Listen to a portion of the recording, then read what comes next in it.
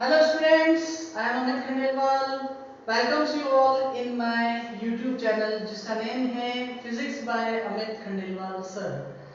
तो बच्चों आज के लेक्चर में हम क्लास 11th का काइनेमैटिक्स यूनिट से मोशन इन प्लेन जो टॉपिक है पूरा चैप्टर है इसको हम डिस्कस करेंगे। ये जो चैप्टर है इसमें जो भी टॉपिक्स हैं वो टॉपिक से रिलेटेड क्वेश्चंस न्यूमेरिकल्स आपकी क्लास 11 एज वेल एज जो कंपटीशन एग्जाम्स हैं IIT NEET AIIMS JET et cetera इन सभी में यूज होंगे। तो आपको ये टॉपिक बहुत अच्छे से समझना है। इसमें जो भी आपको कंफ्यूजन प्रॉब्लम होती है जहां पे भी आपको छोटा सा भी कंफ्यूजन होता है तो कमेंट बॉक्स में आप आपके कंफ्यूजन या प्रॉब्लम को मुझसे शेयर करें। मैं आपके सारे प्रॉब्लम्स का वहां पर रिप्लाई कर दूंगा। उसके अलावा आप डायरेक्टली भी मुझसे मेरे कांटेक्ट नंबर हैं इस पर भी डिस्कस कर सकते हैं कोई भी प्रॉब्लम हो तो स्टूडेंट्स ये स्टार्ट करने से पहले आपको यहाँ इसका वेटेज पता होना चाहिए। जो आपका सीबीएसई का जो पेपर आएगा एग्जाम का 11th क्लास का उसमें आपकी 3 यूनिट्स स्टार्टिंग की जो 3 यूनिट्स है unit first second and third 3 units combined होकर के कितने मार्क्स का इसमें वेटेज है आपके फाइनल जो टोटल नंबर ऑफ क्वेश्चन है उसमें 23 मार्क्स के क्वेश्चन इन तीनों यूनिट से आते हैं। तो बच्चों यहाँ पर आज हम जो टॉपिक स्टार्ट कर रहे हैं काइनेमैटिक्स में मोशन इन प्लेन। मैं सबसे पहले आपको मोशन इन प्लेन का मीनिंग बता देता हूँ। मोशन इन प्लेन का मीनिंग क्या है? अच्छा, काइनेमैटिक्स क्या है? Kinematics is a branch of physics. ये क्या है? फिजिक्स की ब्रांच है जिसमें हम डील करते हैं motion and type of motion in straight line and motion in plane. Motion in straight line क्या है? अगर ऑब्जेक्ट स्ट्रेट लाइन में मूविंग है तो उसको हम पूरा एक फिजिक्स की जो फिजिक्स का एक चैप्टर है मोशन इन प्लेन उसमें कंसीडर करते हैं। Sorry, motion in straight line में कंसीडर करते हैं। मोशन इन प्लेन में क्या होगा बच्चों? मोशन इन प्लेन में आपको यहाँ पे अगर कोई ऑब्जेक्ट मोशन कर रहा है वो मोशन कौन सी है? 3D motion. कैसे? मैं डायग्राम बना के बताता हूँ। Like there is an object, it is moving between 3D Cartesian system x, y and z. It is three-dimensional geometry, 3D geometry. इस ज्योमेट्री में कोई भी ऑब्जेक्ट है वो ऑब्जेक्ट अगर मूव कर रहा है मूव हो रहा है, मान लीजिए ऑब्जेक्ट क्या है p एंड यहाँ x, y and z axis के जो कोऑर्डिनेट्स हैं उसको हम किससे शो करेंगे? x जो भी वैल्यू है उसको मैंने अभी x ही कंसीडर किया है। y एक्सिस के अलोंग जो कोऑर्डिनेट है यहाँ उसकी जो वैल्यू है उसको y कंसीडर किया है एंड z पे z कंसीडर किया है। तो ऑब्जेक्ट अगर फ्रीली मूव कर रहा है कहीं पर भी मूव हो रहा है तो उसके मोशन को हम क्या बोलते हैं? 3D motion. एक एग्जांपल लेके मैं आपको बताता हूं। हम अपने डेली लाइफ में we see the motion of airplane. Motion of airplane किसका एग्जांपल है? मोशन इन प्लेन का और 3D मोशन का। इसी के अलावा हम एक एग्जांपल और लेकर के इसको देखते हैं। Motion of flying bird. Students, motion of flying bird, a flying bird can fly anywhere. वो कहीं पर भी जा सकता है, वो लैंड कर सकता है, कहीं किसी भी हाइट पर जा सकता है, कैसे भी मूव हो सकता है। तो उसकी जो मोशन है उसको हम यहाँ मोशन इन प्लेन और 3D मोशन में कंसीडर करते हैं। Motion in airplane, airplane surface पर भी मूव होता है और एयर में भी मूव होता है और लैंड भी करता है। तो किसी भी डायरेक्शन में कैसे भी मूव हो सकता है। तो उस टाइप की मोशन को भी हम किस में कंसीडर करते हैं? मोशन इन प्लेन में। यहां पर बच्चों आपको 3 पॉइंट्स ध्यान रखने हैं। स्टूडेंट्स, यहाँ first point is I cap, second point is J cap and third point is के कैप। आई कैप, जे कैप, के कैप। अब ये तीनों क्या है? क्या है इनका मीनिंग? ये सब मैं इसी चैप्टर में आगे डिस्कस करने वाला हूं आपसे, लेकिन आपको ओनली यहाँ एक पॉइंट ध्यान रखना है, i cap is the unit vector along x axis. क्या लिखा है मैंने, what I am writing here, unit vector along x axis is called i cap. Similarly unit vector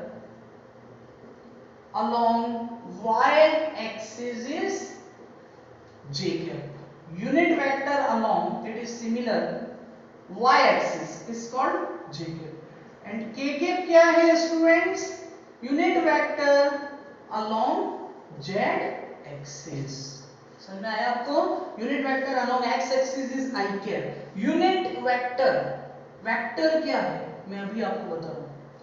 unit vector, unit means 1, ऐसा vector जिसकी value और magnitude क्या हो 1, उसको क्या बोलते हैं unit vector. Unit vector along x axis i cap, x axis की डायरेक्शन में यूनिट वेक्टर जिसका मैग्नीट्यूड 1 हो, ऐसे वेक्टर को हम यूनिट वेक्टर बोलते हैं, उसका magnitude i cap. Y axis के अलोंग यूनिट वेक्टर का मैग्नीट्यूड जे कैप और इसका वैल्यू भी क्या होगा 1, एंड z एक्सिस के अलोंग क्या होगा k कैप। अगर हमको इसकी इक्वेशन लिखनी है, यहां मैंने ओरिजिन से इस पार्टिकल की जो पोजीशन है उसको शो करने के लिए एक और वेक्टर लिखा है r। r को स्टूडेंट्स क्या बोलते हैं, r is called position vector, r is called position vector. अब हम इसकी इक्वेशन कैसे बनाते हैं आप देखेंगे ध्यान से, r वेक्टर यहां में पोजीशन वेक्टर की इक्वेशन आपको बता रहा हूं। I am writing here the equation of position vector, you need to see it constantly। Vector r is equal to, it is coordinate of x axis, its value is x, and its unit vector is I cap. So I am writing here x I cap. Now you need to put a positive sign here, and then the next coordinate is y, and unit vector along it is j cap. So we write here y j cap, and the another one is z. So z k cap is the next value. क्या किया है बच्चों हमने xi cap plus yj cap plus zk cap, it is the basic equation of position vector. Now if we are considering the values of x y z, मैं यहां x की value को 2 consider करता हूं, y की value को 3 and z की value को 4, ऐसा मान लीजिए, इमेजिन कीजिए। Now if I am putting the value of x y z here, then vector r is equal to 2i cap plus 3j cap plus 4k cap. Clear? It is the equation of position vector r of a body which is moving in a plane, or it is called motion in plane. The equation of its position vector of a body in motion in plane. Clear? Then students, यहाँ अब आपको एक point में और बताने जा रहा हूं। मैंने एक टर्म यहाँ पर यूज किया वेक्टर। हम इस चैप्टर का मैक्सिमम जो मेजर पार्ट है वो वेक्टर पर ही है, वही डिस्कस करेंगे। बहुत इंटरेस्टिंग चैप्टर है, बहुत ज्यादा एंटरटेनमेंट होने वाला है, तो आप देखेंगे इसको समझेंगे students. Now I am discussing about vector and scalar quantities. हम किसी भी क्वांटिटी को डायरेक्शन के बेसिस में 2 पार्ट्स में डिवाइड करते हैं। There are 2 parts I am discussing here, vector quantity and scalar quantity. So students देखिए, vector quantity, what about vector quantity. एक काम करते हैं, मैं फर्स्ट स्केलर क्वांटिटी आपको बताता हूं, स्केलर बताने के बाद हम वेक्टर डिस्कस करेंगे। Scalar quantity, students scalar quantity क्या है, what about scalar quantity. those types of quantities which having fixed magnitude but don't have fixed direction called scalar quantity. I'm writing here those quantities which having fixed magnitude but not having direction, or direction is not fixed, is called scalar quantities. मैं आपको कुछ example बता रहा हूं, समझ में आएगा. Example of scalar quantities like distance, time, work, energy, power, electric flux, or electric flux I will discuss later, etc.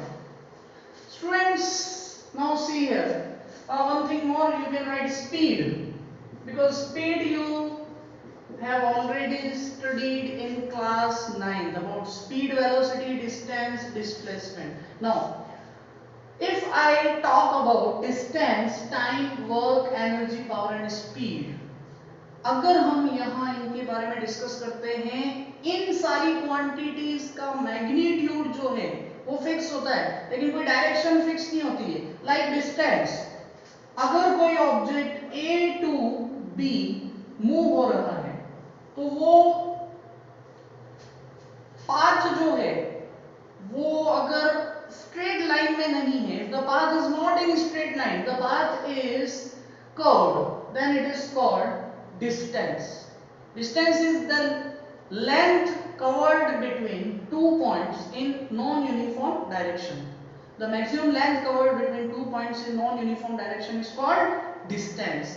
तो डिस्टेंस में क्या होता है, डायरेक्शन फिक्स नहीं है, मैग्नीट्यूड फिक्स है. Direction is not fix, magnitude is fix. Now I am writing here, consider that the length covered between A to B is 5 meter but direction is not fixed. ये object ऐसे घूम के जा रहा है, इसकी बार बार direction change हो रही है, तो डायरेक्शन फिक्स नहीं है बट मैग्नीट्यूड फिक्स है. Magnitude is 5 and direction not fixed. Direction not fixed. Okay. Similarly time की कोई डायरेक्शन नहीं है, टाइम हम डायरेक्ट देखते हैं, कैलकुलेट करते हैं. वर्क, आप वर्क डन करते हैं, वर्क की कोई डायरेक्शन नहीं होती है. Energy, power, speed same things है. तो ऐसी क्वांटिटीज को हम क्या बोलते हैं, स्केलर क्वांटिटीज. एक पॉइंट और, स्केलर क्वांटिटीज जो होती है we can do algebraic sum of more than one same type of scalar quantities. More than one scalar quantities. More than one scalar quantities. What I am writing here? Scalar quantities. For scalar quantities, we can do algebraic sum.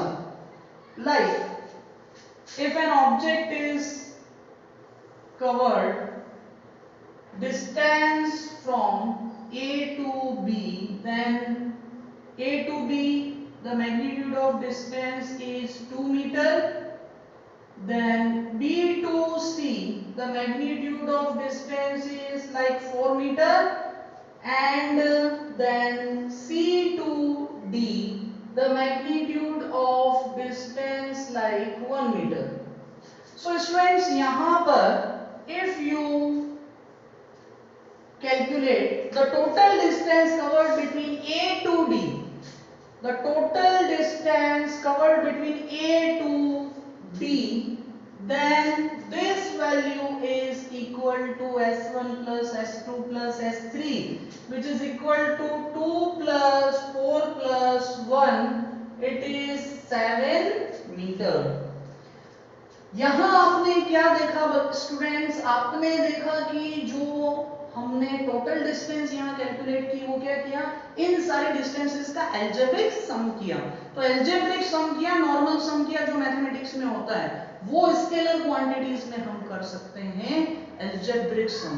But ये algebraic sum अभी हम जो vector quantities discuss करेंगे उसमें नहीं होता है, वहां वेक्टर सम होता है। तो वेक्टर क्वांटिटीज क्या है वो देखेंगे। यहां तक आपको समझ में आया बच्चों? इसका एक स्क्रीनशॉट ले लीजिए।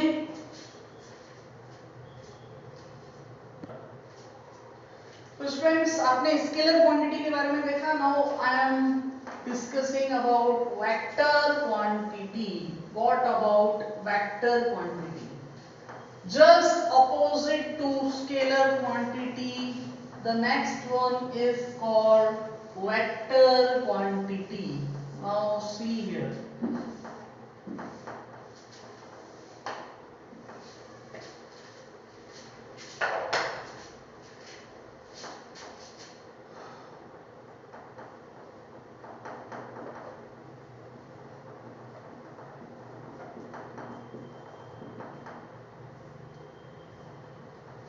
Students, what is vector quantity? Just opposite to scalar quantity. Those quantities which having fixed magnitude and fixed direction called vector quantities. क्या बोला मैंने? I am writing here. Those quantities which having fixed magnitude and fixed direction called vector quantities.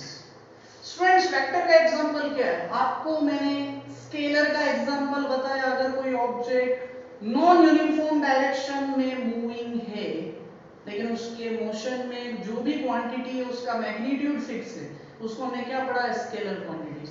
मैं कुछ example देता हूं। मुझे यहाँ उदयपुर से और पर्टिकुलर जयपुर तक जाना है, किसी सिटी तक, तो मुझे बार बार अपने पाथ को चेंज करना होगा क्योंकि रोड पूरा स्ट्रेट नहीं है फ्रॉम उदयपुर टू जयपुर। तो मैंने जो डिस्टेंस कवर की उदयपुर से जयपुर तक, उस डिस्टेंस को क्या किया मैंने? डिफरेंट डायरेक्शंस में कवर किया। तो वो हुई मेरे थ्रू कवर्ड डिस्टेंस।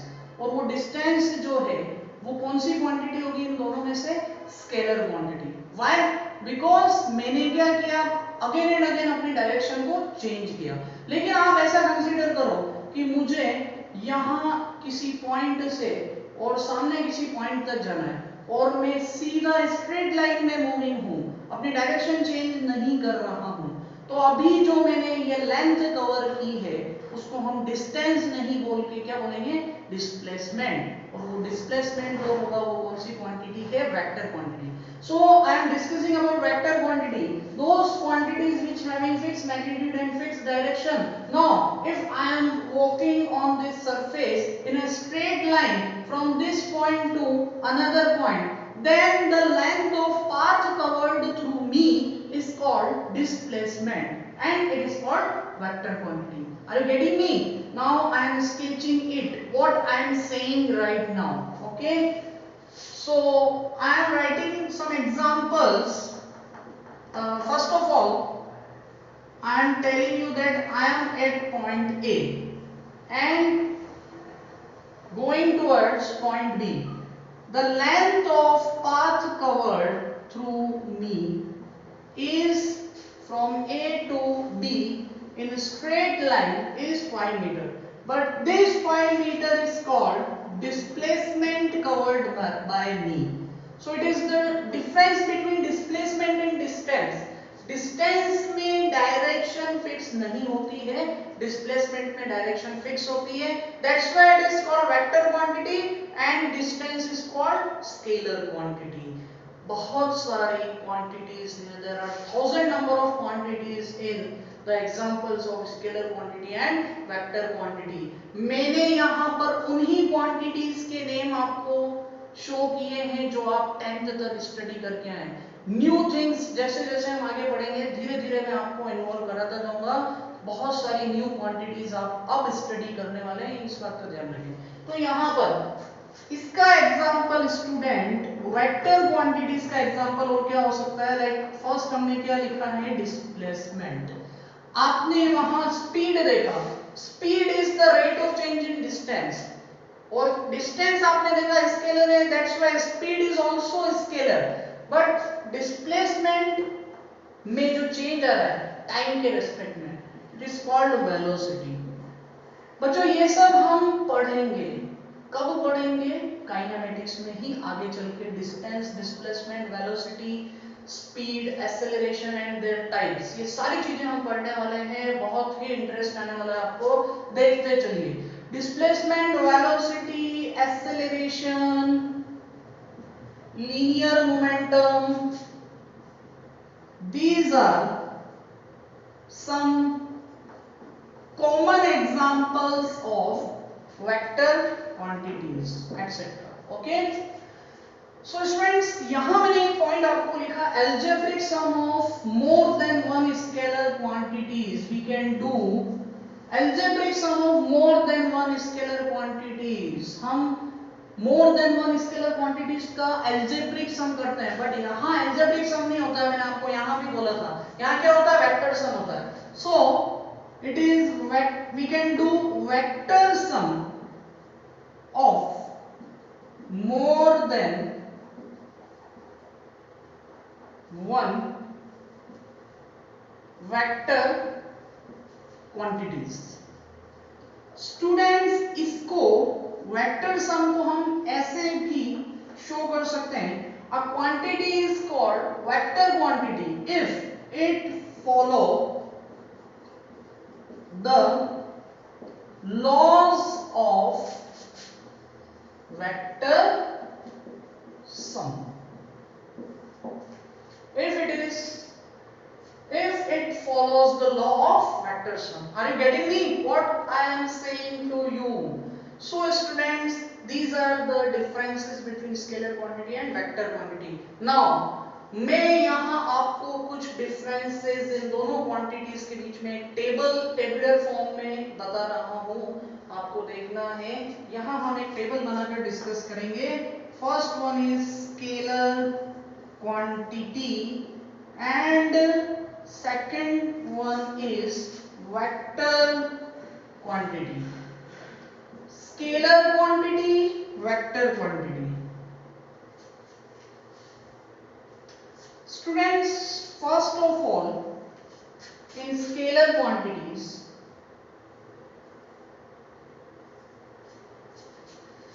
आपको टेबल समझ में आ गई होगी। मैं डिफरेंस यहाँ पर आपको डिस्कस कर रहा हूँ between scalar quantity and vector quantity. So students, first difference आप खुद बता सकते हैं, आपने अभी स्टडी किया है। क्या है फर्स्ट डिफरेंस? मैग्नीट्यूड दोनों में होता है, डायरेक्शन वेक्टर में होती है, स्केलर क्वांटिटीज में कोई डायरेक्शन फिक्स नहीं होती है। यही फर्स्ट डिफरेंस है कि fix magnitude but direction is not fixed. Clear? Vector quantity क्या होगा? Fix magnitude and direction, fixed direction and fixed direction. तो बच्चों ये आपका डिफरेंस हमने फर्स्ट देखा स्केलर और वेक्टर में। Second difference magnitude and direction को मैंने एक साथ में यहाँ डिस्कस किया है। Second difference, we can do algebraic sum, we can do algebraic sum of scalar quantities. हम क्या कर सकते हैं स्टूडेंट्स, हम स्केलर क्वांटिटी का नॉर्मल जो सम होता है, मैथमेटिकल सम, एल्जेब्रिक सम कर सकते हैं। वेक्टर सम क्या होता है मैं आपको बताऊंगा इसी चैप्टर में आगे चल के। तो उसके कुछ लॉज हैं वेक्टर सम के, हम डिस्कस करेंगे तब मैं सारी चीज आपको डीप में बताऊंगा। फिलहाल आप नेम ध्यान रखें कि जो वेक्टर क्वांटिटीज है उसका हम क्या कर सकते हैं, vector sum. So we can do vector sum of vector quantities, but we can not do algebraic sum। Normal algebraic sum हम नहीं कर सकते हैं। There are some common examples of vector quantities and there are some common examples of scalar quantities। और भी examples आप ले सकते हैं scalar quantity and vector quantity में, इन दोनों के बीच में। अच्छा, एक में ऐसी क्वांटिटी को मैं आपको नेम बता रहा हूं जिसमें बहुत बच्चों को कंफ्यूजन रहता है, और वो क्वांटिटी अभी 11th में और कंपटीशन में भी पूछ लेते हैं। बेसिक सा क्वेश्चन है, बहुत बेसिक क्वेश्चन है, लेकिन सोचना पड़ेगा आपको, थोड़ा सा सोचना पड़ेगा, इंटरेस्टिंग है। इलेक्ट्रिक करंट, करंट आपने 10th में भी पढ़ा था। Electric current is which type of quantity, vector quantity और स्केलर क्वांटिटी। करंट किस टाइप की क्वांटिटी होता है? आप बोलेंगे करंट वेक्टर क्वांटिटी है, नहीं है। करंट की डायरेक्शन आपने पढ़ा इलेक्ट्रिक सर्किट में, करंट की जो डायरेक्शन होती है वो positive electrode to negative electrode, positive electrode से कहां होती है, नेगेटिव इलेक्ट्रोड की तरफ होती है। डायरेक्शन फिक्स है। आप बोलेंगे सर वेक्टर क्वांटिटी है, मैं कहता हूं नहीं है वेक्टर क्वांटिटी। क्यों नहीं है, समझिए।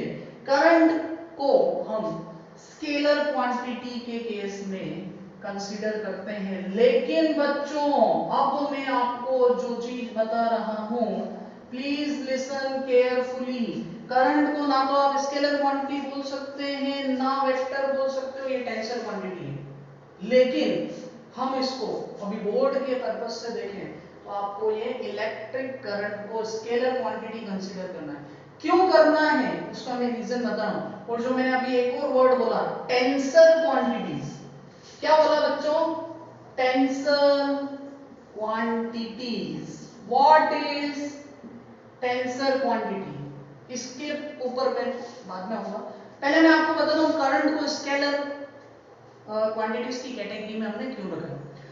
करंट जो है वो लॉज ऑफ वेक्टर सम को फॉलो नहीं करती है। Electric current laws of vector sum और लॉज ऑफ वेक्टर एडिशन को फॉलो नहीं करती है। तो जो भी quantity laws of vector sum को फॉलो नहीं करती है उसको हम क्या बोलते हैं, स्केलर क्वांटिटी। याद रखें students, any quantity if not fulfill the laws of vector sum or it cannot follows the laws of vector sum, then it is called scalar quantity। Current के केस में ऐसा ही होता है, ये वेक्टर सम के loss को follow नहीं करती है, हम इसका एल्जेब्रिक सम करते हैं। एल्जेब्रिक सम का मीनिंग आपको पता है, ये इस टाइप का सम। हमने क्या किया है, यहाँ सिंपली इसको ऐड कर दिया। तो करंट भी आपने किसी सर्किट में मान लीजिए मोर देन वन करंट है, ये आपका I1 is first current and यहाँ पर एक सेकंड ब्रांच है, या ये I करंट है जो सेल के पॉजिटिव इलेक्ट्रोड से इस नोड से I1 and I2 two parts में डिवाइड होकर I2 करंट यहां से फ्लो होकर और I1 करंट यहां से फ्लो होकर आपस में इस नोड पर अगेन क्या हो रही है, कंबाइंड हो रही है। तो ये दोनों करंट यहाँ I1 plus I2 is equal to क्या होगा, इज इक्वल टू होगा I, और ये I current again negative electrode में एंटर हो रही है। तो हमने क्या किया, इसका एल्जेब्रिक सम किया, हमने वेक्टर सम नहीं किया। इसलिए करंट को कौन सी क्वांटिटी के रेस्पेक्ट में कंसीडर करते हैं, scalar quantity. But students I am writing here tensor quantity. In competition exams, if there is a question like electric current is an example of which type of quantity? Option A is vector quantity, option B is scalar quantity, option C is tensor quantity, option D is none of above. So you need to take tensor quantity. But here you need to write current is scalar quantity. Tensor quantity क्या है students? Tensor quantities are the quantities which having the properties of both vector quantity as well as scalar quantity। तो current में direction होती है, आप देख रहे हैं करंट की डायरेक्शन फिक्स है, from positive to negative electrode, but current laws of vector sum को फॉलो नहीं करती है.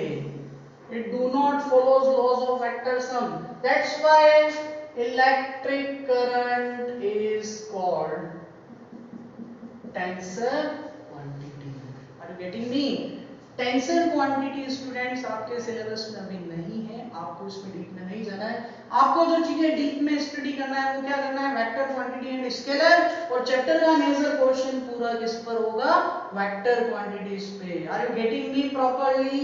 The major portion of chapter is from vector quantity, laws of vectors, properties of vectors, different varieties of numericals on vectors. Clear? यहां तक आपको clear है? इसका screenshot लीजिए, इसके आगे मैं आपको बता रहा हूं. स्टार्ट. तो स्टूडेंट्स आपने यहाँ पर वेक्टर एंड स्केलर क्वांटिटीज में डिफरेंशिएट कैसे करते हैं वो सारी चीजें देखी. Now I am discussing here representation of vectors. तो आपको देखना है किसी वेक्टर को कैसे रिप्रेजेंट करते हैं. देखिए, इसका स्क्रीनशॉट लिया आपने.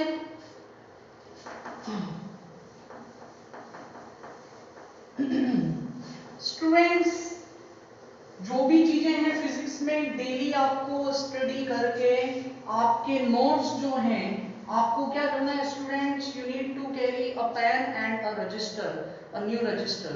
और जो कुछ भी मैं पढ़ा रहा हूं उनको सबको टॉपिक्स को आपको आपके खुद के नोट्स बनाने हैं घर पे बैठ के.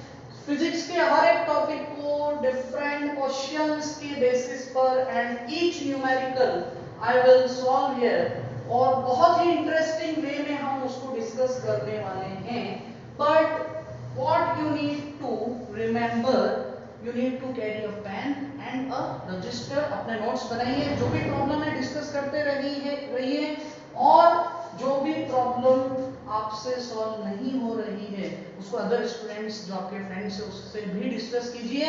उससे आप प्रॉब्लम्स कैसे बनती हैं उसको भी सॉल्व करने का मेथड आपको ज्यादा से ज्यादा आएगा. So students, what the next topic is representation of vectors.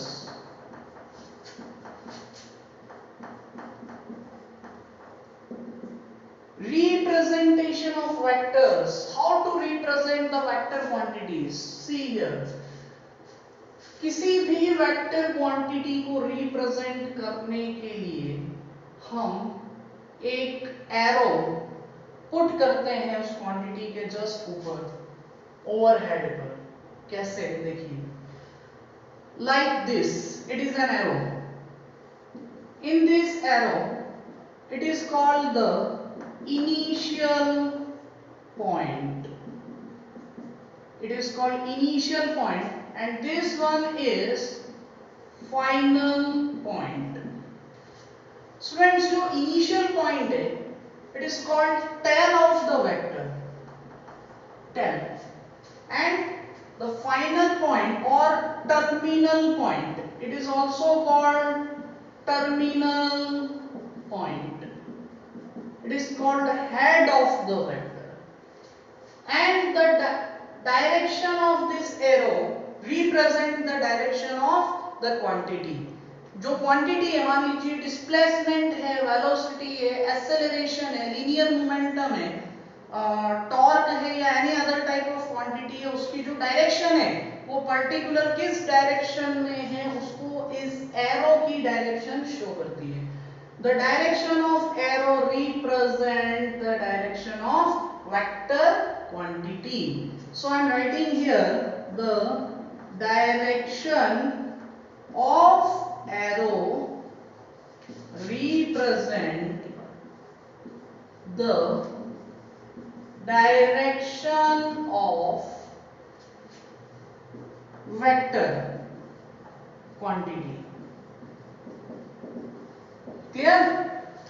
अच्छा, डायरेक्ट इस एरो की डायरेक्शन वेक्टर क्वांटिटी की डायरेक्शन को शो करती है. वन थिंग मोर, इस एरो की जो लेंथ होगी, the length of this arrow represent the magnitude of the vector. Vector का जो मैग्नीट्यूड होगा उसको कैसे हम फाइंड करते हैं, इस एरो की लेंथ को मेजर करके. Okay, I am writing here this point. The length of arrow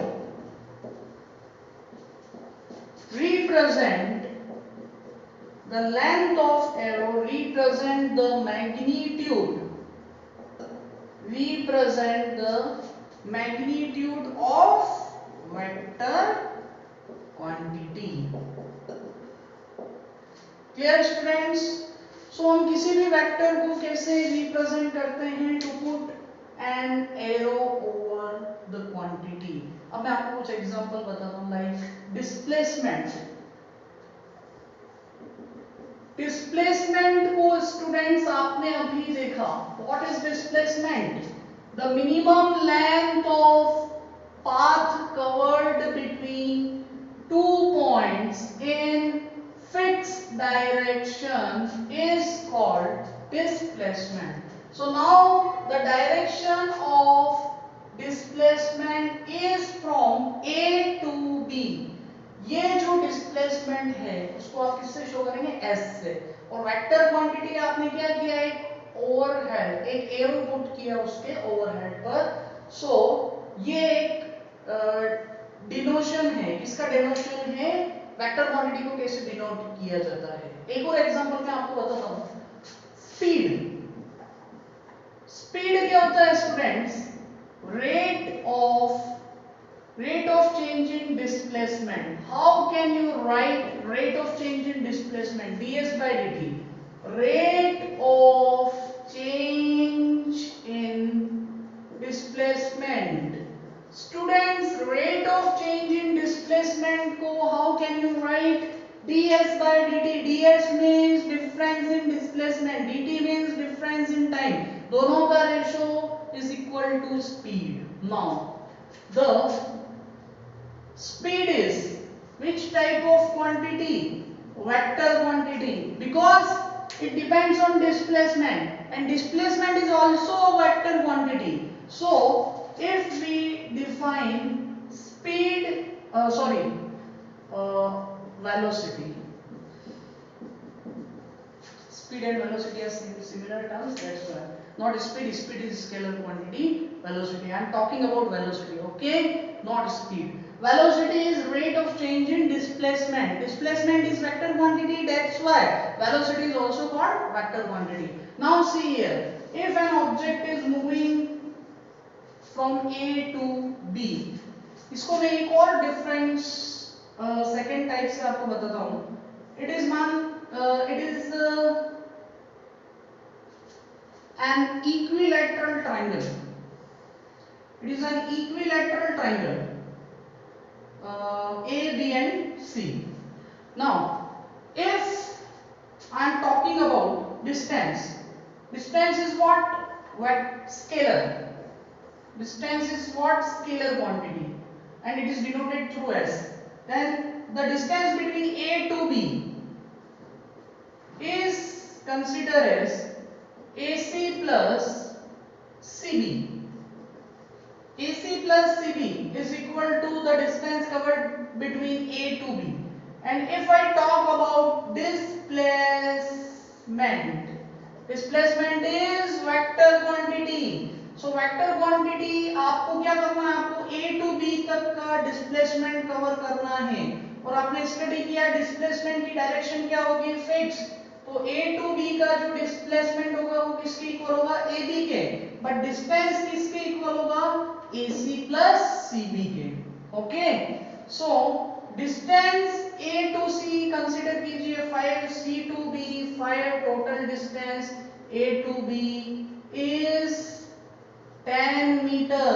but displacement के केस में कंसीडर कीजिए A to B, total displacement is equal to only 5 metre. तो यहां से आपने एक चीज और देखी, distance and displacement can be equal, but distance can not be less than displacement. Displacement can be less than distance, but distance can not be less than displacement.